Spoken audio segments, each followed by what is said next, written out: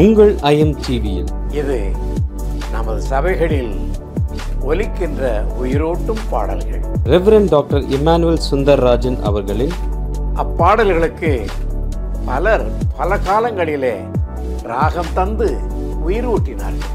பாடல் பிறந்த கதைகள். பாடல் எழுதினவர்களுடைய வாழ்க்கை வரலாறு நிகழ்ச்சியை கேட்டு பரவசமடையுங்கள். இயேசு கிறிஸ்துநாதர் எல்லாருக்கும் இரட்சகர். இயேசு கிறிஸ்துநாதர் எல்லாருக்கும் இரட்சகர். இது ஒரு அருமையான பாடல். இந்த பாடலை எழுதினவர் யார் என்று நான் உங்களுக்கு சொல்லி விவரம் சொல்ல இருக்கிறேன்.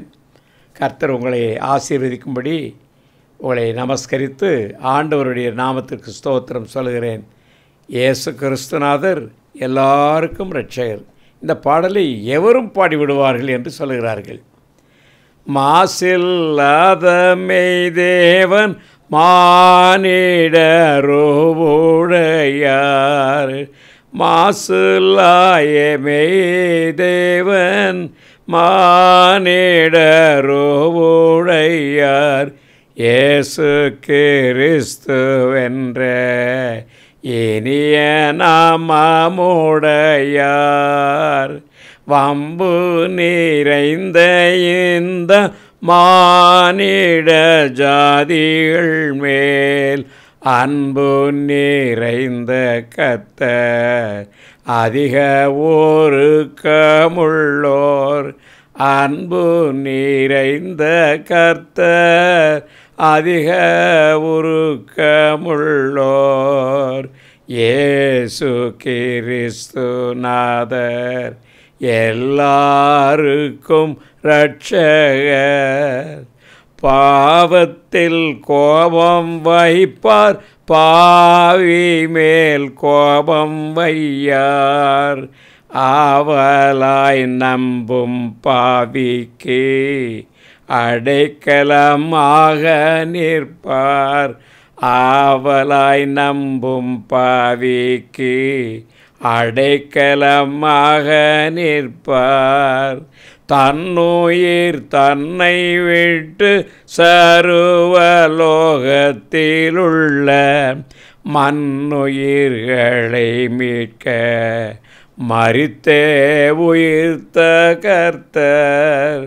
மண்ணுயிர்களை மீட்க மரித்தே உயிர்த்த கர்த்தர். இயேசு கிறிஸ்துநாதர் எல்லாருக்கும் இரட்சகர். இயேசு கிறிஸ்துநாதர் எல்லாருக்கும் இரட்சகர். இதை எழுதினது, இந்த நற்செய்தி பொருத்தமான பாடலை எழுதின அருமை தேவனுடைய பிள்ளை நான் உங்களுக்கு சொல்ல வேண்டும். எளிதில் கற்றுக்கொள்ளத்தக்க சுலபமான ராகத்திலே உள்ளது. வார்த்தைகளும் அவர்கள் புரிந்து கொள்ளும் வகையில் அமைந்துள்ளது. எனவே இப்பாடலை தெரு பிரசங்கங்களிலும் பிற மதத்தினர் வீடுகளிலும் கூட தயக்கமின்றி பாடலாம்.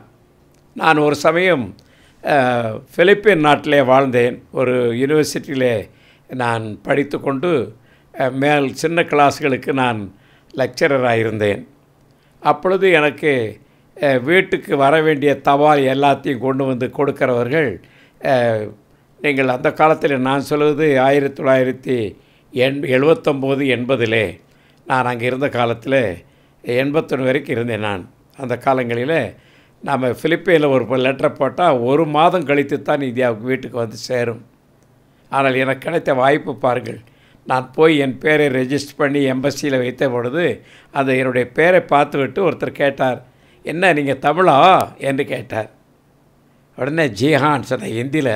ஏன்னா நான் வடநாட்டிலேருந்து போனவன். ஜிஹான்னு, நானும் தமிழன் தான், என் பேர் நாராயணன், நான் கோயம்புத்தூர் அப்படின்னாரு. அவர் பேசுகிற பார்த்தாலே அவர் பிராமணாள் என்று தெரிந்து கொண்டேன். அவங்க வீடு அட்ரஸ்லாம் கொடுத்து, நீங்கள் எங்கள் வீட்டுக்கு வாங்கோ, நம்ம வீட்டில் நீங்கள் சாப்பிடலாம், உங்களுக்கு என்ன சாப்பாடு இஷ்டம் சொன்னார். நான் ஒரு வெஜிடேரியன், அதனால் மற்ற வீட்டில் சாப்பிட மாட்டேன்னு. நாங்களும் வெஜிடேரியன் தான், நாங்கள் பிராமணாள் என்று சொன்னார். எனக்கு ரொம்ப இஷ்டம்னு சொன்னேன்.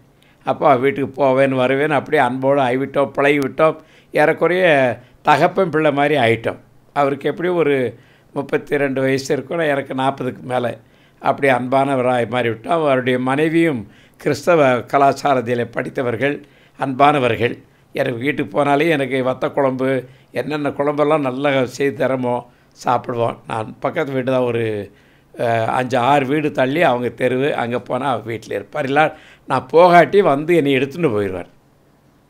அப்படிப்பட்ட அன்பான அந்த நாராயணன் தம்பதிகள் ரொம்ப அன்பானவர்கள். ஜெயந்தி 2 பேரும் எனக்கு பிரியமானவர்கள். அப்பொழுது அவர்கள் வீட்டிலே ஒரு சின்ன காரியம் நடந்து விட்டது. ஆகவே பிரார்த்தனை செய்வதற்காக என்னை வேண்டிக் கொண்டார்கள். நான் தான் எம்பசியுடைய பாதிரி என்று சொல்லுவார்கள். எம்பசி பாதிரி ஹமார்க்கா ஆத்மியா என்ன, அதில் உள்ள எல்லாரும், அங்கே உள்ள வீட்டில் உள்ள அத்தனை பேரும் எல்லோரும் சேர்ந்து கொள்வார்கள். ஒரு 7-8 ஆஃபீஸர் இருந்தார்கள். ஒரு அம்பாசடர் மாதிரி ஒருத்தர் இருந்தார். அப்புறம் விசா ஆஃபீஸர் இவர் தான். இன்னும் எத்தனையோ கிளார்க்குகள் அந்தந்த இதில் இருந்த வேலை செய்திருந்தவங்க எல்லோரும் சேர்ந்து வடநாட்டுக்காரர்கள். என்னை ரொம்ப பிரிவாக வைத்துக்கொள்வேன். ஏன்னா நான் ஹிந்தி அவர்களோடு பேசுகிறதுனால. நான் இங்கிலீஷில் பேசுகிறது காரணம், யூனிவர்சிட்டியில் டீச்சராக இருப்பதுனாலே. இவருடைய பிள்ளைகளோ அல்லது படிப்பிற்கோ என்ன வேண்டாலும் நான் போனேன்னா, நான் சொன்னாலே அந்த பிலிப்பீன் யூனிவர்சிட்டியில் உள்ள எந்த ஸ்கூல்னாலும் சரி, எந்த யூனிவர்சிட்டியிலும் சரி, உடனே ரெஸ்பெக்ட் கொடுப்பார்கள். நான் லசால் யூனிவர்சிட்டியிலேருந்து வந்த ப்ரொஃபஸர் ஃபாதர்னு சொன்னால் ரொம்ப சந்தோஷப்படுவார்கள். அப்பொழுது என்னுடைய வீட்டுக்கு கடிதம் எழுதுனா அவர் சொன்னார், நீங்கள் உங்கள் மனைவியுடைய பேரை எழுதுங்கோ, பின்னால் என் பேர் போடுங்கோ அப்படி சொல்லுவார். நான் என் பேரையே போட மாட்டேன். நாராயணங்கிறது எங்கள் பெரியப்பா பேர், அதனால் நாராயணன் போட்டு அனுப்பிடுவேன். அந்த அவர் கடிதத்தில் அனுப்பி அது அன்றைக்கி வியாழக்கிழமை போகும், நைட்லேயே பிளைனில் திரும்பிடும். அவளுக்கு வெள்ளிக்கிழமை கிடச்சிக்கிறோம். காலையில் ஆஃபீஸ் திறந்த உடனே போஸ்ட்டில் போட்டாங்கன்னா சனிக்கிழமை எனக்கு ஜபல்பூர் கிடச்சிரும். வியாழக்கிழமை போட்டு சனிக்கிழமை கிடைக்கக்கூடிய ஒரே ஒரு மெயில் எங்கள் மெயில் தான். அது மெட்ராஸில் போட்டால் கூட நான் வெள்ளிக்கிழமை போட்டால் அவங்களுக்கு திங்கக்கிழமை தான் கிடைக்கும். இப்படிப்பட்ட வசதியை அவர்கள் என்ன செய்து கொடுத்தார்கள். ஒரு நாள் என்கிட்ட சொன்னார், நீங்கள் உங்கள் பிள்ளைகளுக்கு ஏதாவது துணியோ ஏதோ அனுப்பணும், அப்படி பேக் பண்ணுறதுன்னா பேக் பண்ணி துணியில் கொண்டு வாங்க வேண்டும், தைத்து பேக்கு பண்ணிக்கிறது மூடாமல் கொண்டு வந்து பேப்பரில் எழுதி அட்ரஸை வச்சிட்டோம்னா எம்பசிக்கு வந்து விசா வாங்கிட்டு போகிற டெல்லியில் இறங்குற பேஷண்ட்ஸ் எல்லா கையிலையும் கொடுத்துருவார். நம்ம 10 ரூபாய்க்கு கொடுத்தோம்னா அவங்க சொல்கிறார், சார் இது என்ன சார் பெரியது, we will pay sir, 10 rupees என்ன சார் என்று அவர்கள் வாங்கி கொண்டு போவார்கள். எங்களுக்கு அந்த ஒரு நல்ல வசதி அவர் செய்து கொடுத்தார். அப்பொழுது நான் அங்கே இருந்த 1.5 வருஷ காலமும் எனக்கு தபாலுக்கோ வீட்டிலேருந்து எங்கள் மனைவி எழுதி போட்ட கடிதம் அவர்கள் ஜபல்பூரில் நான் நினைக்கிறேன் செவ்வாய்க்கிழமை, திங்கக்கிழமை, ஞாயிற்றுக்கிழமை எழுதி சனிக்கிழமை எழுதி போட்டார்கள்னால் எனக்கு வியாழக்கிழமை காலையில் வந்துடும். பாருங்கள் எவ்வளோ வேகமாக லெட்டர்ஸ் எல்லாம் வரும். சில சமயம் அனுப்புகிற பார்சலை கூட அனுப்பிங்கன்னு வந்துடும். அப்படிப்பட்ட அன்பான எனக்கு அன்பு ஊழியத்தை நம்முடைய இந்தியா எனக்கு செய்தது என்று நான் சொல்லுவேன். இயேசு கிறிஸ்தவர்களுக்கு மட்டும் அல்ல, எல்லா மனிதர்களுக்கும் இரட்சகர். ஆகவே அவர்கள் வீட்டில் நடந்த அந்த சம்பவத்திற்கு அவங்க வீட்டு அம்மா வந்திருந்தாங்க. அவங்களுடைய சொந்த அம்மா, அந்த மாமி, அந்த மாமனார் எல்லோரும் வந்திருந்தாங்க. அப்போ என்னை தான் சொன்னாங்க, ஃபாதர் நீங்கள் தான் நம்ம வீட்டில் பிரார்த்தனை செய்யணும், இதெல்லாம் நீங்கள் தான் செய்ய வேண்டுமென்னு சொல்லி நானே ஜெபம் செய்தேன், வேதம் வாசித்தேன், இயேசுவுடைய ஆறுதலை பற்றி சொன்னேன். அப்புறம் இவர்களுக்கு ஆசீர்வாதம் கூறினேன். இந்த பாடல்கள்லாம் நான் தான் பாடினேன். அதில் ஒரு பாட்டு அவங்களுக்கு ரொம்ப பிரியமான பாட்டு, இயேசு அழைக்கிறார். அப்பொழுது என்னுடைய தொண்டை இப்படி இல்லை, இதை விட நல்ல முரட்டு தொண்டையாகவும் அழகாகவும் நான் ரேடியோவில் முந்தி பாடினவன். ஆகவே பாடினேன். அப்போது அங்கே உள்ளவர்களெல்லாம் ரொம்ப சந்தோஷப்பட்டார்கள். என்ன சந்தோஷப்பட்டார்கள் என்றால், இவர் பாதிரியார் மட்டுமல்ல, இவர் ஓதுகிற பாதிரியார், பேசுகிற பாதிரியார், அன்பு கூறுற பாதிரியார் என்று என்னோடு நட்பு கொண்டார்கள்.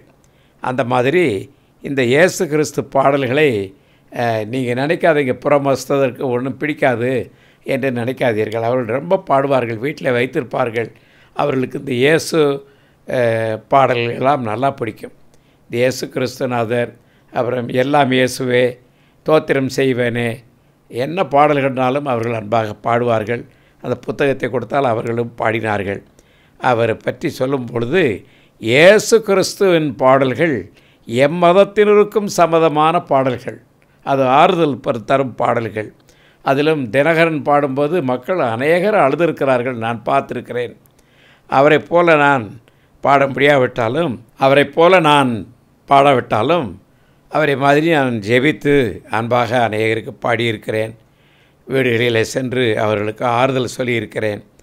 அவர் மானிட பாவத்தினின்று மீட்டெடுக்க தம்மையே தியாக பலியாக ஈந்தார், அவர் என்று வேறு இரட்சகர் இல்லை.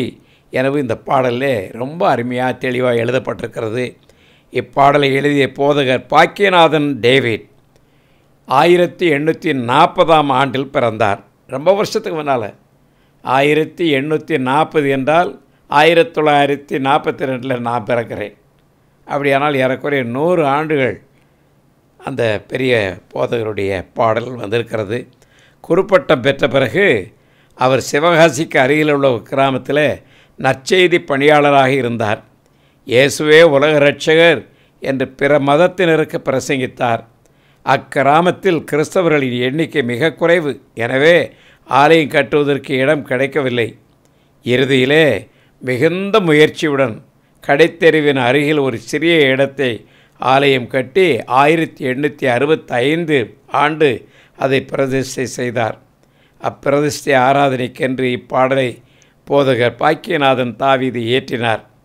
எனவே இந்நிகழ்ச்சியில் சபையார் இப்பாடலை பாடிக்கொண்டே ஆலயத்தை சுற்றி வந்து ஆண்டவரை ஆராதித்தார்கள். அதை பார்க்கும்போது ரொம்ப மகிழ்ச்சியாக இருக்கும். நான் ஒரு சமயம் ஒரு கிராமத்துக்கு போயிருந்தேன். அப்பொழுது அன்றைக்கு குருத்தோலை ஞாயிறு. அவர்கள் சொன்னார்கள், எங்களுக்கு இதுவரை ஐயர் இல்லை, நீங்கள் ஐயர் அங்கி போட்டு நீங்கள் இந்த குருத்தோலை பிடித்து கொண்டு எங்களோடு முன்னாலே வாருங்கள் என்று அவர்கள் அழைத்தார்கள். அதில் எனக்கு கண்ணீர் வந்துவிட்டது.